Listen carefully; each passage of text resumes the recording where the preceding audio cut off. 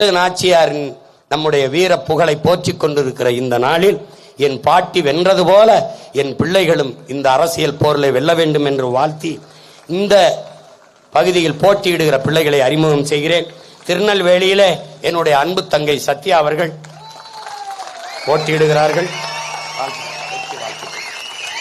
பாளையங்கோட்டையிலே என் அன்பு மகன் மருத்துவர் சங்கர நாராயணன் போட்டியிடுகிறார். அவருடைய வெற்றிக்கு எல்லோரும் துணை நிற்பீர்கள் என்று நம்பி என் மகனை நிறுத்துகிறேன். வெற்றி வாழ்த்துக்கள். அடுத்ததாக ராதாபுரம் தொகுதியிலே என் அன்பு தம்பியின் மனைவி என் அன்பிற்குரிய கொழுந்தியால் கிரிஜா தாமரை பாண்டியன் அவர்களை ராதாபுரம் தொகுதியிலே சிறந்த கல்வியாளர் முனைவர் கிரிஜா தாமரை பாண்டியன் அவர்கள். அடுத்ததாக ஆலங்குளம் தொகுதியிலே என் அன்பிற்கினிய தம்பி மருத்துவர் பால்ராஜ் அவர்களை வெற்றி வேட்பாளராக நிறுத்துகிறேன். வாழ்த்துக்கள். அடுத்ததாக அன்பு மகன் ஜேக்கப் அபிஷேக் அவர்களை தூத்துக்குடியில் வெற்றி வேட்பாளராக நிறுத்துகிறேன். அன்பிற்குரிய சொந்தங்களே, வாழ்த்துக்கள். வெற்றி வாழ்த்து. அடுத்ததாக கடையநல்லூரிலே என் ஆறுயிர் இளவல்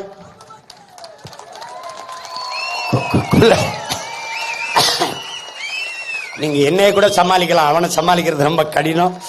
என் அன்பு தம்பி அபூபக்கர் அவர்களை நிறுத்துகிறேன். என் பிள்ளைகளின் வெற்றி எங்கள் கட்சியின் வெற்றி இல்ல, நாம் பிறந்த பெருமை மிக்க இனத்தின் வெற்றி.